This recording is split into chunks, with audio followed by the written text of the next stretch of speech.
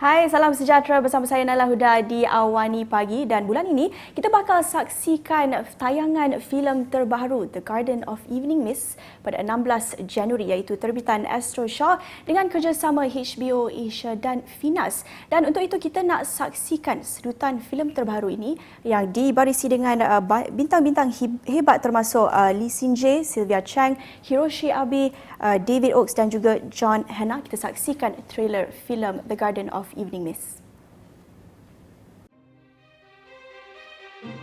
Young Lane, have you found anything useful? I found his passport. Only one entry into Malaysia, 1937.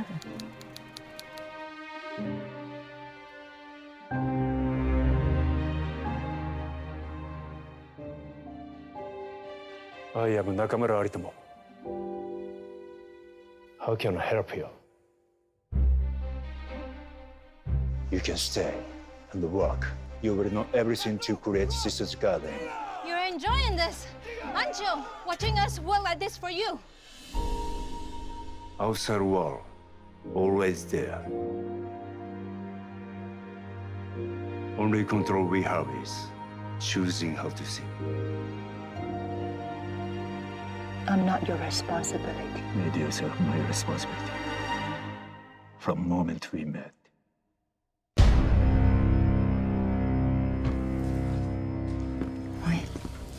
我應承你，你一定會有自己嘅花園。你就係燕玲。How can you be working on the garden now? You don't understand. Then tell me, what don't I understand? You will never understand. To forget the garden, stay. How to make sense of how things ended between me and Aaron told me. 你走啊！你哋係咪人嚟㗎？我驚你咩啊？我有咩冇驚你過啊？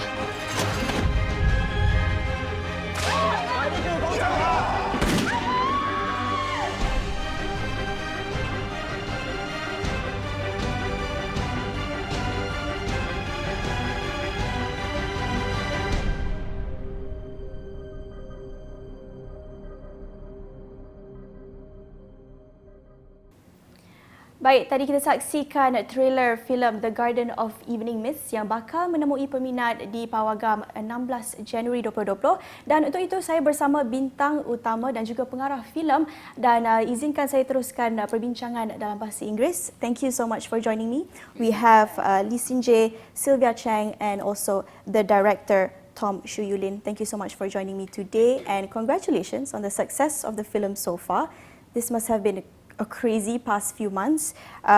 International film screenings, international awards with the 2019 Golden Horse Award for Best Makeup and Costume Design. So how are you guys feeling after these crazy few months and crazy few days as well with interviews non-stop? Tom, how are you feeling? Do I grab the mic? Yes, please. Hi. Well, thank you for having us. Glad to be here. No, I'm excited. I mean, because it's a Malaysian film, and so it kind of feels like everywhere else that we've went before is kind of like a test run, in a way. I'm very curious as to what the Malaysian audience will see, how they will feel, what their reactions are. I'm very excited. Yeah. Would you say you're most nervous about the Malaysian audience? I am. Okay. I have to be honest, I was most nervous about the author, Twan Eng, as an audience watching the film. I was most nervous about that. But fortunately, he did see it, and he gave me a beautiful text. He loved the film, and he congratulated us. And so that was just a big relief on my part, to know that the original author likes the movie that we adapted from his novel. I mean, it's like his baby. Baik, sebelum anda nak saksikan filem ini di pawagam, anda juga boleh dapatkan buku The Garden of Evening Mist yang merupakan adaptasi daripada novel tulisan antara salah satu penulis tersohor negara, Twan Eng. So you can grab the book before you catch the film in cinemas. And speaking about the book, who here has read the novel? Sylvia? I think you're in the middle of the novel right now. Yes, because I just got the book from Shu Yu. right? About not even a month ago, a few weeks ago, he gave me the book. So I'm reading it now, and I'm a bit upset because I have more, you know, there's more of me in the book than in the film, right? Yeah, sorry. So far, I've been reading about me, and Not so much in the movie. not so much in the movie. No, I'm only kidding. No, it's a very well written book, and I'm enjoying it. And by the way, you know, I bought the book over to read, you know. So, but I know the story very well already. So if it wasn't the book that you read in the first place, what was it that appealed to you about the film? Was it the script then? It's also a very well written script, and it's difficult. It's always difficult to adapt, you know, from especially from a good novel. You know. And it's because the drama in there and the history background in there, that's very, very strong. And so that attracts me a lot. The characters, what happened during the war. Yeah. And Sinji, what about you? Did you also select the film because of the novel, or was it the script? Was it your character? What appealed to you? I think the whole project, yeah. My excitement about the character, the story is from, I think, the moment I received the first script. Yeah, because I think I was a Malaysian actress, but most of the time I work with like Taiwan and Hong Kong's projects. So I always hope that I have more opportunities to come back to Malaysia and then you know, do Malaysian films and then add some Malaysian characters as I think I'm most familiar with. Yeah. So when I received the script, I like the story very much, but I spent about a month to finish the novel. Yeah. So after that, I felt like, wow, this is an amazing story. Yeah, because the depth of the story and the historical background, everything was very interesting, and I will never go through it in my real life. So if I can become Yunling, yeah, I can have a different life experience. So after I met Tom, and we confirmed Abe as Aritomo, so I just I make the decision to take the role. Tom, I'm a fan of the book myself. Oh, no. Way before this movie was ever conceptualized, I was a fan of the book. And so for myself and for many other fans of the book out there, I'm sure we want to know what are the similarities with the novel. Okay. Did you stay completely disciplined to the novel, or did you stray a little bit? And was there, you know, freedom for your own creativity? Wow, how long is your show? I mean, it's going to be a long answer. Okay, well, long answer short. Yes, we did make alterations. Just because, I mean, it's a 400-something page book. We only have 2 hours to tell the story. So we needed to find a focus point. And we decided to focus our story in the 1950s with mainly the relationship between Yunling and Aritomo. So you see the poster right there. And we also altered a little bit about the Yunling in the 80s. And we took out a certain character just because we don't have enough time there. But again, I think the screenwriter and I, Richard, we understood what the book wanted to do, and we're 100% faithful to the message that Twan Eng wanted to give. And so I'm quite certain that I think even the fans of the book will enjoy this movie. They'll see a different version of the movie, of the story, of course, but they will enjoy it. Yeah. Tom, I think what appealed to me and to a lot of the other readers out there was the very vivid and visual imagery in this novel with the natural landscapes and whatnot. So how was that process like for you in selecting the locations and trying to bring this very vivid imagery from the pages to the screen? Well, I think it was easier for me as a Taiwanese director coming to Malaysia looking for the locations because I look at a lot of things and they're all very beautiful to me. They're exotic, they're beautiful. I've never seen it like this before. And then also our cinematographer, Kartik, he's based in Mumbai. He's from India, so he's also taking a foreign look, a foreign approach in looking at these beautiful places. And so, I mean, we spent a long time looking for these locations, but it was well worth it. And like one location in the film in particular, I just loved that place. When the location scout brought us in, immediately I was like, okay, I know what scene to play here and what needs to be done. And that's the Masi Forest up on the Cameron Highlands. It's this very, very magical place, and it's mesmerizing. And so, yeah, we tried our best to, with the imagery and with our soundtrack, with our music, try to live up to or try to recreate the feeling that Twan Eng gave in his beautiful prose. And Sylvia, coming from outside to Malaysia, how has your experience been? Did you find it also as beautiful and exotic? How has the overall experience been in Malaysia so far, filming? It's wonderful because I've been to Malaysia many, many times. And I've been to the Cameron High before even this movie appeared. We went there for Xingjie and I. We went with the family for vacation. Celebrate New Year, and it's a beautiful place. And I never dreamed of we would go back for a film. And also, I've made another film in Malaysia, KL, a few years ago with another very young director from Malaysia. So it's not really, it's very familiar for me. And I spotted many, many very good, very professional filmmaker here. I had one continuity that even I hire her from Malaysia to China to work as a continuity. She's wonderful.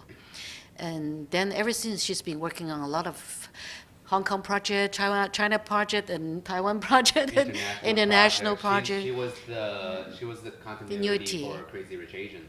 Yeah, she's been everywhere, and she's from Malaysia. She's wonderful.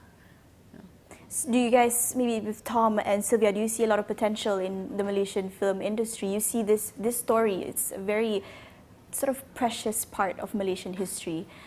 Do you see more Malaysian stories or Malaysian talents being able to be put out on the international sort of stage? I'm sure there are, especially if you have a history like that, which also it's not only a history, it's a reminder. Because what's going on with the world nowadays, it could happen again. So it's war. It's war that making all the people to suffer from it. And all the drama comes from there. Yeah, we want to talk a bit more about history, but we're going to take a short break, so don't go anywhere. We'll be continuing our discussion just shortly after the break.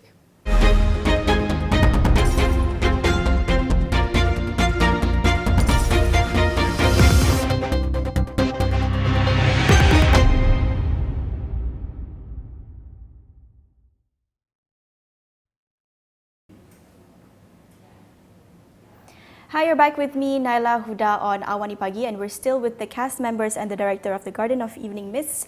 And so we want to talk about adapting this movie from a novel. That's always a tricky process. And with Twan Eng, he himself has said before how this novel is sort of like his baby, and you sort of seeing it on the screen is like passing it on to another parent.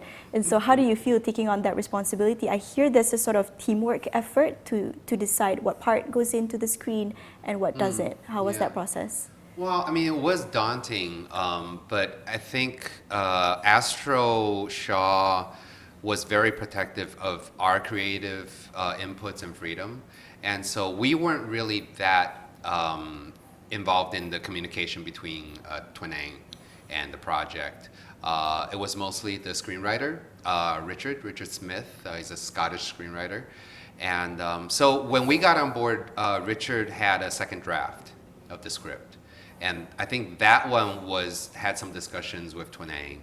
And so we took it, and then because afterwards we read the novel, and there were things that we resonated with in the novel that was not in the script. So we started talking about it, and Shinji also made a lot of suggestions regarding her character and what she saw in the book that's not in the script, and we try to work that in. So it was kind of like a collaborative effort. We would have very long meetings with Richard, and then he would go off, he would go back home, and then he would be in his room for 2-3 months again, and then we would work on the next draft again and again and again, yeah. Shinji, can you tell the audience a little bit about your character? What is the basic premise of the plot that your character goes through, and what do you like about Yunling? I think Yunling is a very strong and determined woman. I think I'm quite similar with her. I mean that no matter what happened in life, she will be brave to face it, and then she is a very strong survivor, yeah, and she take loves very serious. Yeah, no matter in what kind of relationship, like Yunling and her younger sister Yun Hong. Yeah, with family. Yeah, she loves her younger sister so much that when her younger sister passed away in the camp, she totally cannot accept it, and she carried the pain for her whole life. And the love between her and Aritomo is so strong. But I can say it's very romantic, actually. Yeah. No matter what, like you spend your whole life to love someone. The very deep love always touched me very, very much. Yeah. And like Tom has said before, he's a bit nervous about the Malaysian audience seeing this movie. How do you think Malaysians will see this movie? Is it suitable for everyone? I don't nervous at all. I don't know. From the day I decided to do this project, I have 100% confidence. Yeah, that because I was actress for more than 20 years already. I think I have the instinct of which kind of story is a good story. If not, it's worth for me to go and performs, and then we have a very strong international crew, and then we have a very powerful love between us and the film also. So I have watched our movie 3 times already, and every time I still can feel the very deep touching inside me. So, and most of the audience, overseas audience, they love it so much. Even though my daughter, she is 19 years old, she loves it so much, and then she can totally understand the love, yeah, the story. And she said this is the first time she watched my movie, and she doesn't feel this is her mother. This is a mom. Yeah, it's she would say the movie can make you totally into the world. Yeah. And I think especially Malaysian audience, when they watch it, they will have a stronger connection, because this is Malaysian story. Yeah. And Sylvia, this story, as I said, touches on a very complicated or complex time in Malaysian history. And you yourself said, there's a lot of interesting Malaysian history here. So, looking at the film, which part would you say is your favorite part of Malaysian local history? Or what about it that you like? I think there's some similarities in the British, the Japanese, and the Malaysian, because I live in Hong Kong. Hong Kong was once the Japanese and the British. There's so many similarities there, and then, of course, the love story is always the one that attracts women, And then you look at, if you look at, even though the whole film starting from the angle of the women, the female angle. But then if you look into Aritomo's character, it's a very, very interesting character. He's very reserved, and he's a Japanese, and he's a very well-known gardener, and nobody really know what the real background of him. But then somehow there's a hint of him is connected to the royal, the Japanese at the highest rank. So he is politically involved. So why did he choose to disappear rather than go back? Or what happened to him? You know, his disappearance, it somehow shows the way he chosen to disappear to show his love. Is that the real reason? We don't know. It's the myth. And I found that very interesting. And Tom, there's a lot of racial, political sensitivities here, you know, with the Japanese occupation, the British occupation. I mean, we've moved on very far from that. Yeah. But did that sort of become, not an issue, but did you consider those sensitivities in the process? Well, it was never sensitive to me. I think what's happened in the past is, if it's fact, and if I know it to be true, then there's nothing sensitive about talking about it or about showing it. But I do have one reservation when it comes to the past and when it comes to war. I don't want my film to recreate hatred. And so it's very important for the characters that goes through this history to have closure. And because that closure also gives the audience a sense of closure.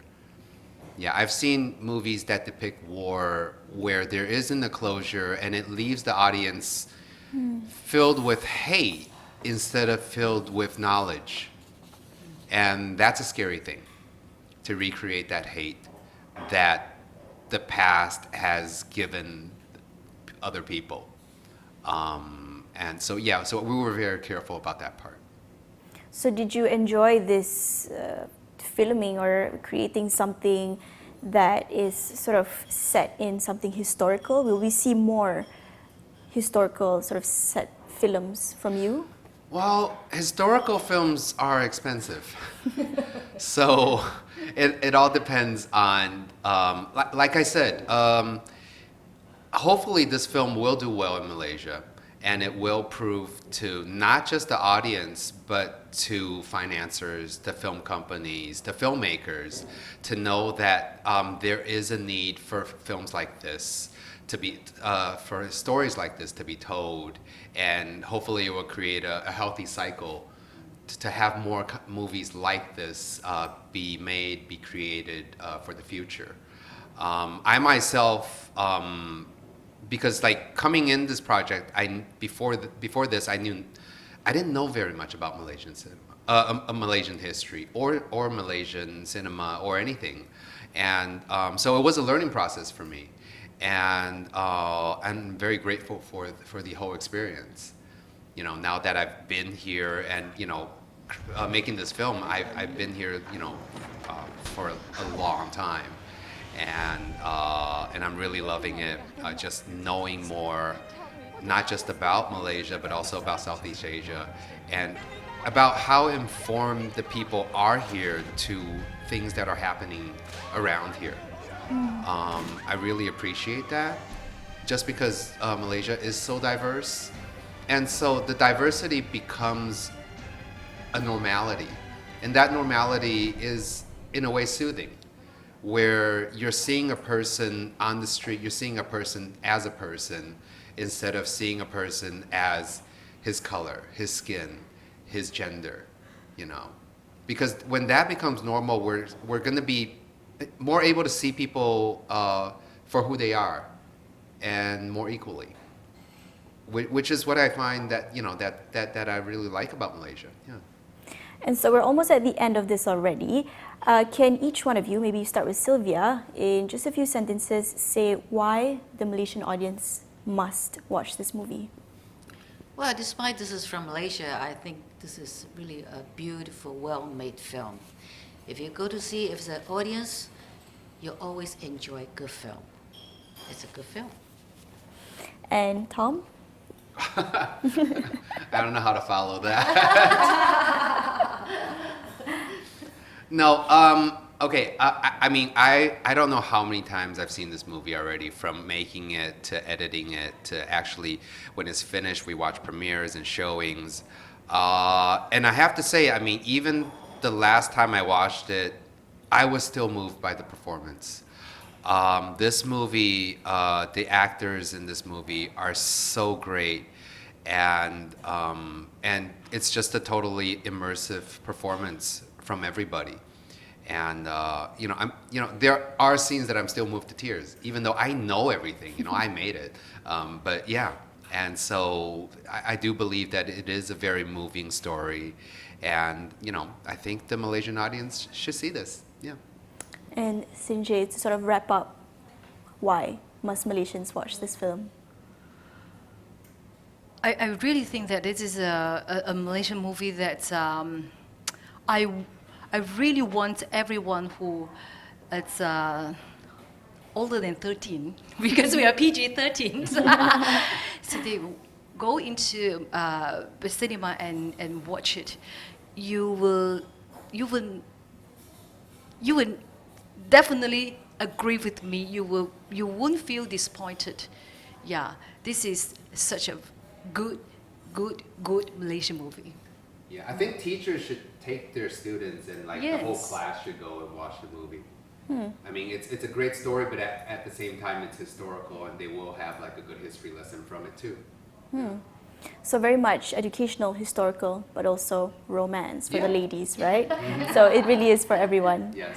Yes. Thank you so much for joining me today on AWANI Pagi, and also all the best, and I can't wait to see it. From a fan of the novel myself, I'm pretty sure the movie will be just as fantastic. Thank you once again, and I hope you've enjoyed your time in Malaysia. We hope to see you again, perhaps for a sequel. So there's more of Sylvia's scenes, more of you. Well, thank you so much. Thank you for joining me on AWANI Pagi. You can watch The Garden of Evening Mists in the cinemas on the 16th of January. Sekian daripada saya, Nailah Huda, bersama saya di AWANI Pagi. Anda boleh saksikan Garden of Evening Mists 16 Januari 2020, filem terbitan Astro dengan kerjasama HBO Asia dan juga Finas. Kita akan jumpa lagi di AWANI Pagi selepas ini. Sekian, terima kasih menonton saya di AWANI Pagi. Kita jumpa lagi.